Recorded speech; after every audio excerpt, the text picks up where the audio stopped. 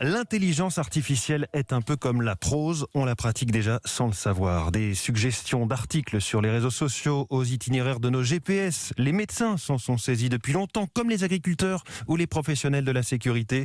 Mais pour que cette technologie reste aussi sympathique que le robot C3PO de Star Wars, cela nécessite aussi une forme de cadre. Bonjour Isabelle Horry.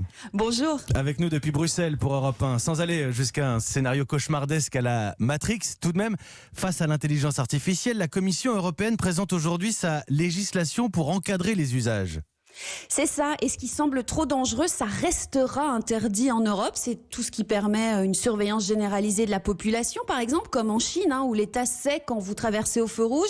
C'est aussi ce qui sert à manipuler un individu, exemple un jouet intelligent qui pourrait mettre en danger un enfant.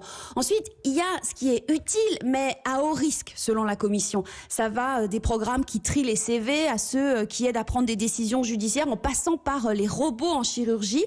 Là, Bruxelles définit des garde-fous. Un humain devra toujours superviser les processus. Il faudra aussi surveiller les risques de discrimination ou de biais de la machine.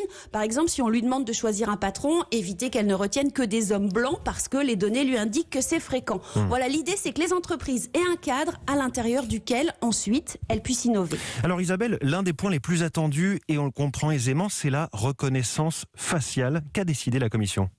Alors, il y a deux cas de figure. D'abord, l'utilisation de la biométrie pour vérifier que vous êtes vous, que ce soit pour déverrouiller votre téléphone ou pour passer une douane. Ça, c'est déjà possible et encadré par le règlement européen sur la protection des données. Cette fois, la Commission régule l'identification d'une personne à son insu dans l'espace public. Ça restera interdit, sauf dans quelques cas très précis.